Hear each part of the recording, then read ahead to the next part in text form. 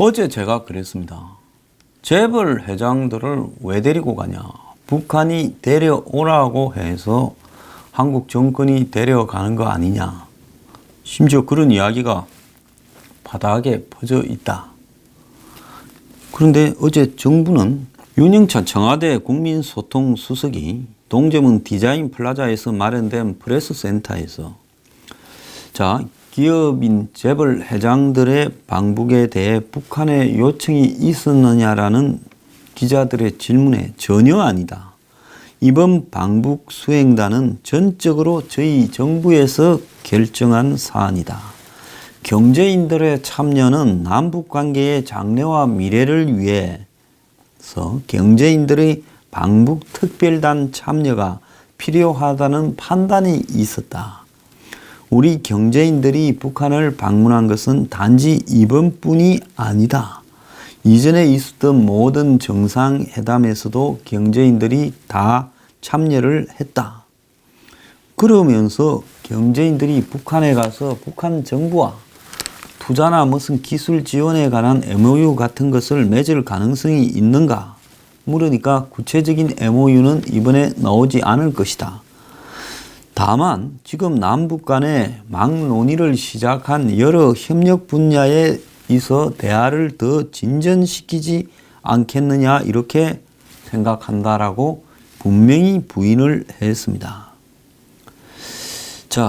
그래서 이 부분에 대해서 정부가 이렇게 말을 했으니 일부 북한이 데려오라 해서 데려가는 거 아닌가라고 보도했던 언론들이 좀 겁이 났을 수 있고 저 같은 사람한테도 또 가짜 뉴스라고 하겠다 생각을 했는데 그런데 윤영찬이 이렇게 말을 하고 난 뒤 30분쯤 뒤에 이재용 부회장을 비롯한 방북한 경제인사 17명은 별도로 북한의 이용남 내각 부총리가 불러서 줄을 세워놓고 따로 만났습니다.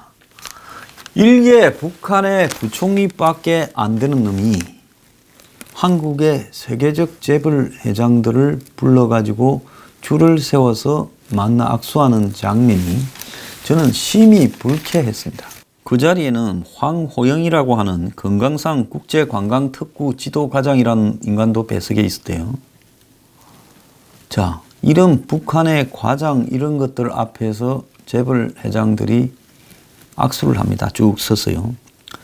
북측이 이재용의 방북을 요청했다라는 말을 했다고 합니다. 그러니 이재용이 웃으면서 네라고 답을 했다는 거예요. 그래서 이 내용이 청와대 풀 취재단이 정리한 면담 내용에는 포함되지 않았으나 우리 취재진이 촬영한 동영상에 우리가 이재용이 오라고 했다라는 말이 분명히 들어가 있다라는 겁니다. 3시에 윤영찬이 전적으로 한국 정부가 알아서 데려가는 거다 했는데 윤영찬 브리핑하고 난 30분 뒤에 북한의 부총리라는 자가 전혀 반대되는 말을 했고 5시간 만에 해당 영상이 공개됐다는 겁니다. 그러니까 윤영찬은 국민소통은 고사하고 남북 간의 소통도 안 돼버리지 않았습니까? 그러니까 황호영이라는 분이 그럴 만한 위치에 있는 사람인지 의심스럽다. 이렇게 말을 하면서 이번 방북에 경제인 누구를 데리러 오라 말한 적이 없음을 분명히 말씀드린다 했어요. 이용남이 밑에 황호영이라는 과장이 말했는데 북한이 어떤 사회입니까? 북한이라는 나라에서 이런 말들을 김정은이 의지와 관계없이 해서 한국 언론에 보도되었다 하면 이 총살이죠. 총살이 아니라 고사포 사살될 이야기입니다. 그것도 이영남이 밑에 있는 황호영이라는 작자가 저거 두목 앞에서 그렇게 말을 했다. 이게 있을 수 없는 일이라는 겁니다. 그럼 황호영이가 그렇게 말을 한 거는 이영남이도 다 알고 있는 이야기고 김정은이도 알고 있는 이야기입니다. 어제 6시 반인가 이 환영 이 뭐라고 할까요? 문화 행사를 하는 가수들 나와서 노래 부르고 하는데 문재인, 김정은이 부부가 앉아 있는데 그 옆에서 북한의 고위 인사들이 귓속말로 아마 김정은이 집사 그 김머라는 친구 같아요. 고개를 숙이고 이렇게 있는 모습을 봤을 때 고개를 숙이고 김정은이한테 이렇게 귓속말을 북한이라는 나라에서 김정은이의 의지에 벗어난 말과 행동을 했을 때는 누구도 살아남지 못하는 거예요. 특히 북한이 제일 지금 핵심 공작의 대상으로 삼고 있는 남한의 기업인들 앞에서 그렇게 한다라는 것은 있을 수 없는 이야기라는 겁니다. 어제 이제 공항에서 뭐 이렇게 환영 행사 끝나고 뭐 리무진 카 타고 오픈카 타고 뭐 손은 들고 가가 이제 백화원 숙소에 간 다음에 김정은이 뭐라 했는가 하면 우리 영철 부장이랑 다 나가자. 가로 해서 이제 말하지 않은 내용을 보면 이제 좀 쉬게. 다음 일정까지. 왜 여기까지 들어와? 이렇게 말을 했다는 거예요. 이제 자기들 초대소. 기빈이 오면 있는 숙소까지 이제 김정은이 따라서 쭉 김정은이 똘마니들도 갔겠죠. 그런데 영철 부장이랑 다 나가자. 왜 여기까지 들어와? 반말로 한다는 거예요. 김영철이는 자기 아버지보다 나이 더 많은 사람인데 김정은이 북한의 2인자 김영철이를 남한 기자들, 대통령 앞에서 반말을 한다. 이게 뭘 의미하겠습니까? 그런데 황호영이라는 과장이 우리가 불렀다라는 말을 했다? 지 자의로? 이게 믿깁니까? 윤영찬이는 국민 앞에 거짓말을 한 혐의로 책임을 져야 된다는 거예요. 자, 어제 경제인들을 만날 때는 대통령 경제보좌관이라는 김현철이가 이제 전부 데리고 갔던 모양이에요. 북한에 가는 재벌 회장들, 제가 제일 궁금했던 게 재벌 회장들은 솔직히 말하면 권력과 관계 있는 부분 빼고는 대통령보다 훨씬 낫습니다.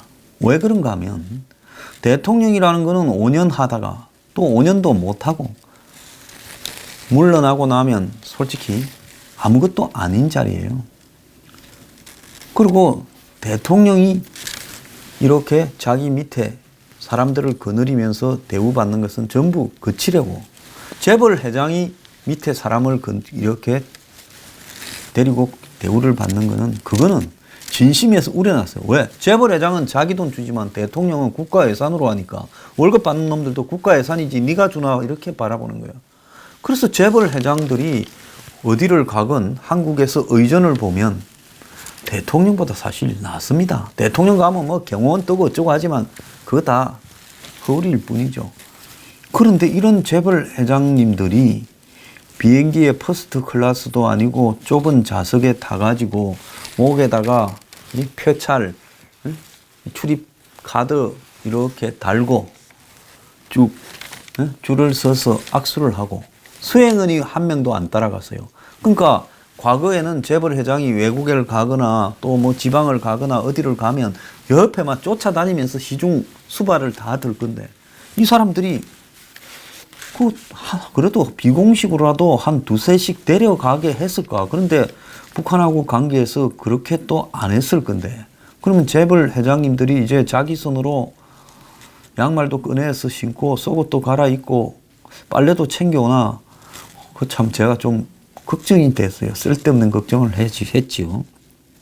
그런데 수행은 없이 각자 혼자 갔다고 합니다. 자, 그런데 어제 이제 이재용하고 악수를 할 때 이재용이 삼성의 기본 경영이 기술 중심, 인재 중심이다. 그런데 평양역 건너편에 새로 지은 건물에 붙여놓은 큰 표어가 과학 중심, 인재 중심이다. 그래서 평양 첫 방문이라 마음에 벽이 있었는데 이렇게 와서 보고 경험하니 한민족이구나 하고 느꼈다고 좀 아부성 발언을 했어요. 그런데 이 영남이가 우리 이재용 선생을 보니까 여러 측면에서 아주 유명한 인물이던데. 자, 이게 뭐겠어요? 뭐 국정농단 사건이니부터 시끌벅적하게 한국 사회를 들었다 놨다 하는 인물이다. 이런 이야기겠죠. 평화 번영 통일을 위해서도 유명한 인물이 되길 바랍니다라고 비꼬한 거예요. 그러니까 이재용이 웃으며 알겠습니다. 이렇게 말을 했다고 합니다. 그런데 지금 한간에 산업은행이 대북 정책 금융의 이 청사진을 그리고 있다. 그러니까 금융권에서 유일하게 이동걸 산업은행 회장이 따라갔는데 남북 경협의 물꼬를 트는 그 돈줄이 이 사람이다. 이런 이야기들이 한간에 퍼져 있습니다. 그래서 이동걸은 사흘간은 북한과 접촉해서 경제 협력에 대해 논의할 것이다. 이렇게 이야기를 해왔어요. 그래서 최근에 산업은행이 이 북한 문제에 대해서 깊숙하게 관여해서 남북 공동사업의 시드마니가 정부 국책은행인 산업은행을 통해서 북한 사회 간접 자본에 대한 돈, 즉 철도, 도로, 전력 이런 부분 또 남북로 가스관 부분에 대해서 관련 기관장들을 컨트롤하면서 산업은행이 이 역할을 하지 않겠느냐.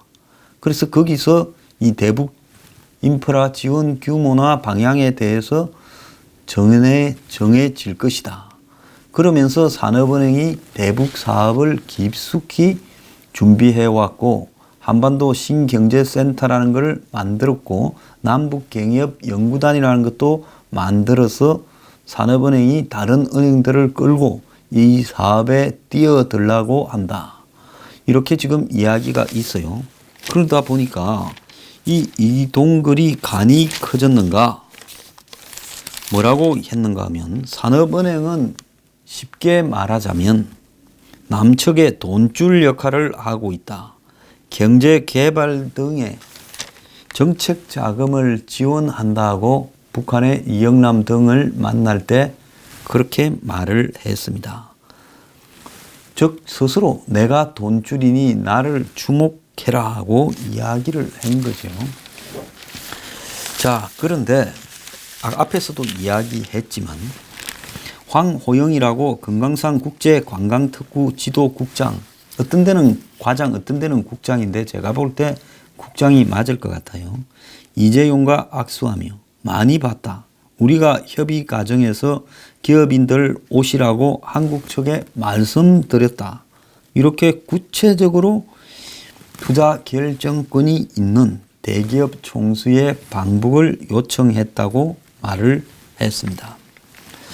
자, 이 기업인들은 이제 해외 출장 갈 때 보통 전용기 타고 가는 4대 그룹 회장들인데 어제는 다른 수행원들과 마찬가지로 경복궁 주차장에 도착을 해서 긴장한 표정으로 있다가 버스에 타고 성남공항까지 갔고 성남공항에 직접 오라 해도 될 건데 청와대 경복궁 그 청와대 옆에 주차장에 가서 거기서 성남공항 가는 버스 타고 제가 볼 때 아마 검색대도 통과했을 거예요. 그러다가 또 이 공항에서 비행기 탈 때는 쭉 줄을 서가지고 공군 1호기 타고 그래서 이재용은 비행기에 탄 후 대통령 전용기 앞부분에 마련된 비즈니스석에 앉아 옆에 앉은 김현철 경제보좌관하고 이야기를 했다는 겁니다. 자, 그래서 기업인들은 그래도 대통령 1호기에 비즈니스석에 태한 모양이에요. 우리가 여기서 삼성은 과거 북한에서 테레비를 만들었다는데 그 경위가 어떤 것인가? 그래서 북한하고 삼성 간의 관계가 국민들이 아는 것보다는 뿌리가 매우 깊다는 겁니다. 자, 그 내용을 한번 주목을 해봅시다. 2000년에 남북 정상회담, 2007년 남북 정상회담 때도 재계 총수들이 평양에 갔습니다. 그런데 그때는 별로 안 시끄러웠는데 이번에 재계 총수들이 평양에 가는 것은 좀 시끄럽습니다. 일부 외신은 재벌 외교, 재벌이라는 것은 CHEABOL 해가지고 이제 영어로 고유명사, 한국에서 나온 고유명사가 돼서 미국의 정부 관계자를 만나도 재벌합니다. 저도 그런 사람 만나서 재벌 할 때 뭔 소린가를 못 알아들었는데 한국의 재벌을 뭐 이 타이쿤이라고 뭐 이런 표현을 쓰는 게 아니라 그냥 재벌이라고 이렇게 써버리고 있어요.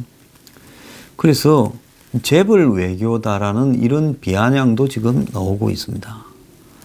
자, 그 중심에 이재용이 있는데 그는 지난 2월 초에 집유로 석방된 뒤에 대법원 판결을 앞두고 있는데 이렇게 이제 평양에 갔어요. 과거 김대중 노무현 당시에는 이직은이나 이재용이 간 게 아니라 이 바지 부회장인 윤종용이가 갔죠.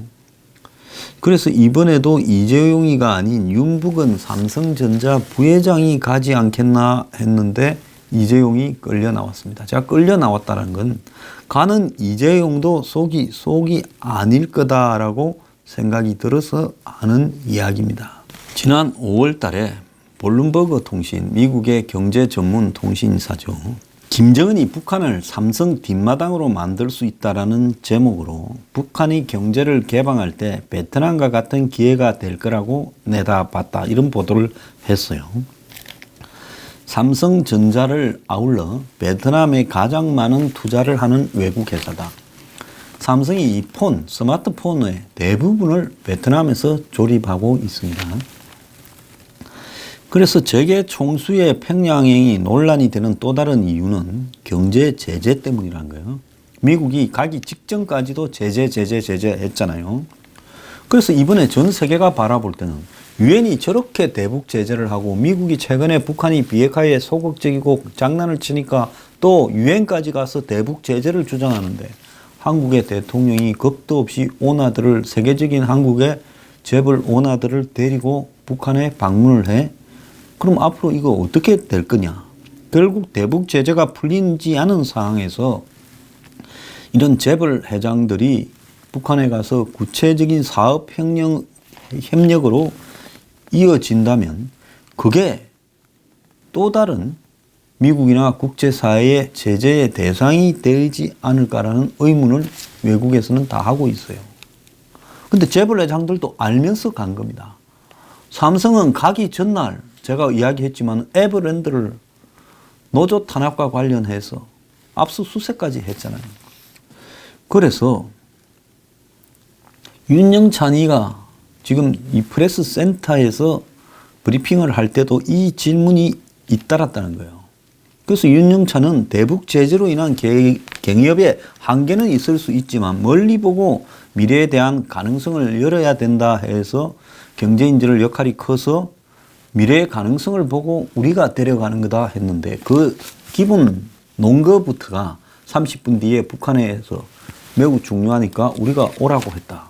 이렇게 말을 지금 함으로써 깨져버리지 않았습니까? 자, 미국의 국무부 관계자는 재계 총수의 평양 방문에 대해서 VOA에 인터뷰를 해서 모든 유엔 회원국들이 유엔 안보리 결의에 의해 금지된 특정 분야 제품을 비롯해 유엔 제재를 이행하기를 기대한다면서 대북 제재 이행을 강조했어요. 이 말은 한국의 대기업들 보고 가서 뭐 사인하거나 합의해서 올 때부터 너들 각오해라. 이렇게 압박을 한 겁니다. 근데 삼성이요. 사실은 이 대북 사업에 관여한 지가 한간에 안 알려져서 그렇지. 개성공단보다 훨씬 오래된 뿌리가 있다는 겁니다.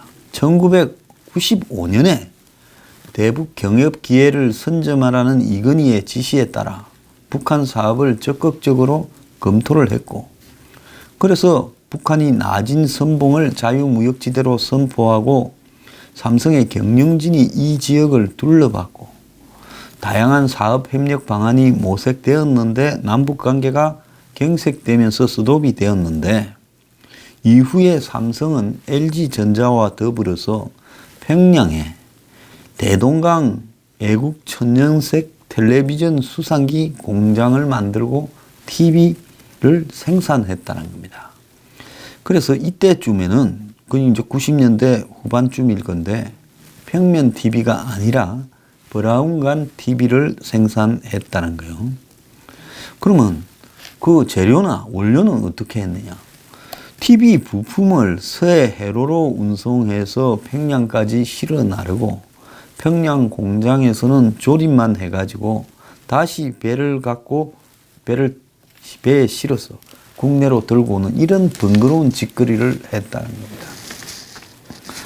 그래서 20인치 TV를 한국에서 21만 원에 팔렸다는 거죠. 그때 브라운관 TV 이제 보는 사람은 저소득층 외에 별로 있었습니까? 이미 2000년 접어들면서 평면 TV로 바뀌고 있던 시절이 시작되는 상황이었어요.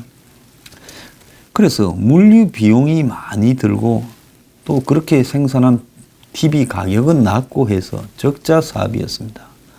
물량은 연 2, 3만 대 규모밖에 안 돼서 당시 국내 TV 시장이 250만 대인데 여기에 비하면 극히 일부였고, 그런데 삼성은 상징성에 의미를 둬서 삼성이 기증한 컬러 TV가 이렇게 삼성 로고와 함께 민간 기업치고 최초로 북한의 공공장소에, 우리가 공항 같은 데 가면 무슨 삼성, LG TV 이런 것들이 놓여진 것처럼 북한에도 그렇게 설치가 되기도 했다는 겁니다.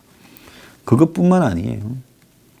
소프트웨어 분야에서도 협력이 있었는데 북한의 조선 컴퓨터 센터와 삼성전자가 공동으로 중국 베이징에 남북 소프트웨어 공동개발센터를 만들어서 소프트웨어 개발을 함께 했다는 거예요.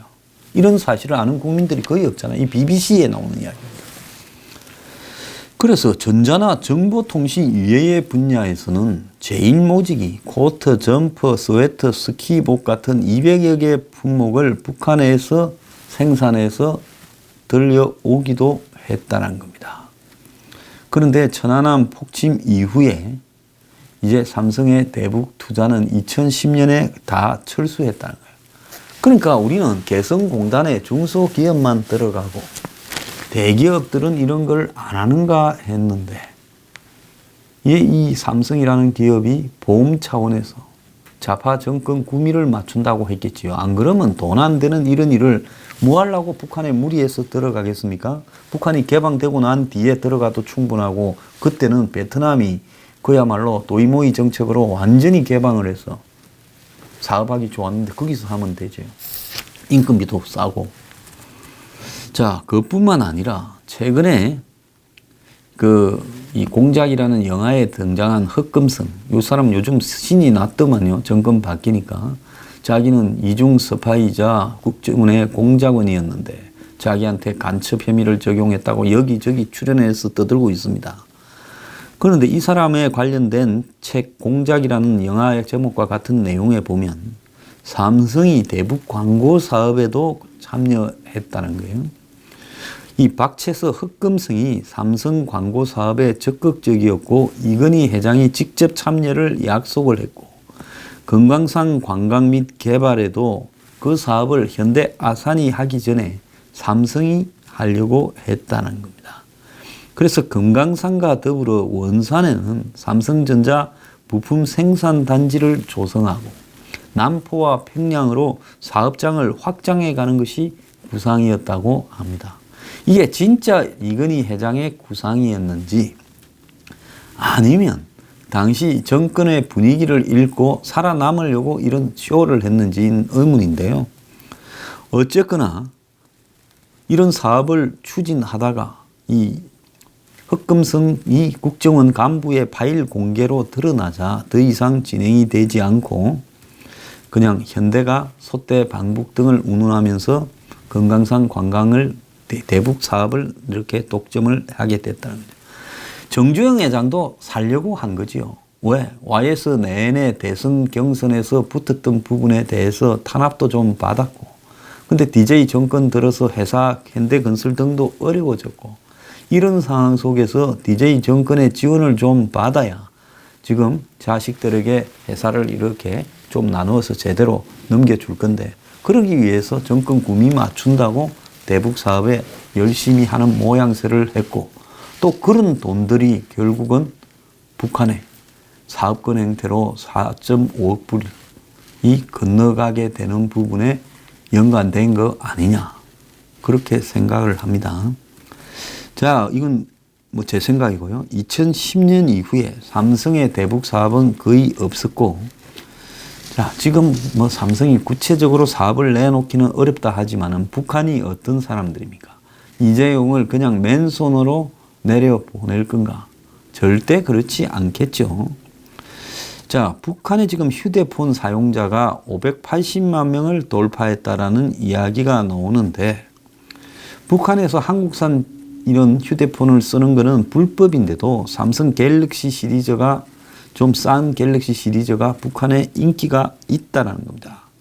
그것뿐만 아니라 한국어가 다 지원이 되니 지금 북한의 대부분을 점유하고 있는 중국산보다는 훨씬 비싸고 인기가 있고, 그래서 삼성이라는 로고를 지워버리거나 안 그러면 그걸 다른 로고를 박아가지고 위조해서 사용하고 있다는 겁니다. 그래서 또 껍데기를 딴 걸로 만들고 안에는 삼성 거를 넣은 것도 있다는 거예요. 그래서 북한 휴대폰을 분해해 봤더니 내장 메모리 칩이 삼성 거였다라는 이야기도 있습니다. 자, 그래서 삼성이 만약에 북한에 들어가 휴대폰 부품 공장을 하나 만든다고 하는 것은 북한의 굉장한 일이다. 대기업도 북한에 진출할 수 있고, 그렇게 되면 이 북한의 경제 미래가 밝다, 그런 단건을 이번에 좀 원론적으로라도 제시할 수 있다, 이렇게 이야기를 하고 있습니다. 지금 김정은은 우리 비핵화는 안 하고 이제 핵을 가지고 가고, 미국하고 이 종전선언 공작만 성공하면 평화협정까지 가버릴 거니까 미국이 뭐라 그러나 말거나 우리는 밀고 갈 거다. 그러면 한국 기업들은 다 정권 눈치 보는데, 한국 정권이 내 편 들고 있는데 이 기업들이 어떻게 할 수 있겠느냐. 그러니까 내 시키면 시키는 대로 해야 되고, 만약에 말 안 들으면 또 압수수색 받거나 또 집어넣으면 그거 하기 싫을 거니까 말 듣게 되지 않겠느냐라고 김정은이는 그렇게 생각을 할 수 있겠죠. 참 요즘 말 복잡하게 하려니까 저도 입이 꼬일 지경입니다. 말 좀 쉽게 할 수 있는 세상이 되었으면 좋겠어요. 그래서 앞으로 대북 제재가 완화되면 대기업도 북한에 진출할 용의가 있다. 그러면 너네들이 이걸 하겠다고 하면 해줄게. 이런 이야기가 이제 이번에 나갈 수 있겠죠. 자, 오랫동안 대북 사업을 해온 한 사업가는 베이징에서 열린 중국 한상 CEO 포럼에서, 중국에 있는 한국인 기업가들 포럼에서 북한에서 유엔 제재가 풀린 뒤 어떤 식으로 경제 개발을 할지에 대해 큰 계획이 나와 있다. 특히 한국 기업은 당장 북한에 들어가지는 못하고 원산이나 금강산 등의 동해 쪽에는 투자가 허용될 거다. 이렇게 이야기를 하고 있습니다. 결국은요, 이번에 핵심은 뭐 채태원이야 가만히 놔놔도 지가 못해서 안 다릴 거고, LG 구광모는 졸지의 아버지 돌아가시는 바람에 끌려갔고, 삼성이 과거에 북한하고 이런 전력까지도 있고, 또 삼성이 현재 정권에서 타겟트가 되어 있는 상황에서 핵심이라고 봅니다. 그럼 삼성이 기울면 LG는 삼성의 한 반 정도 따라가는 식으로 갈 수밖에 없다라는 것도 북한이 잘 알 거예요. 그래서 지금 이재용을 이번에 북한이 얼르고 달래고 압박을 해서 북한과 관련되는 사업거리를 하도록 알박기를 지금 하려고 하고 있다.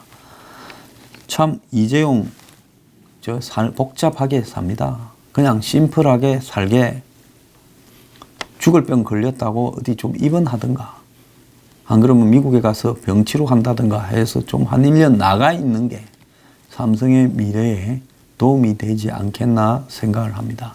저는 평소 삼성을 별로 좋아하진 않습니다. 다들 뭐 찬양하지만은 좀 정치적으로 좀 삼성이 여러 가지로 업보가 있다 생각하지만 이래 이제 코가 끼어서 끌려다니는 거 보니 그 입장도 좀 딱하다 생각도 듭니다. 그게 다 업보예요, 업보. 자, 정권은 혼자 죽지 재벌 회장들 끌고 가서 같이 죽으려고 하지 말기를 바랍니다.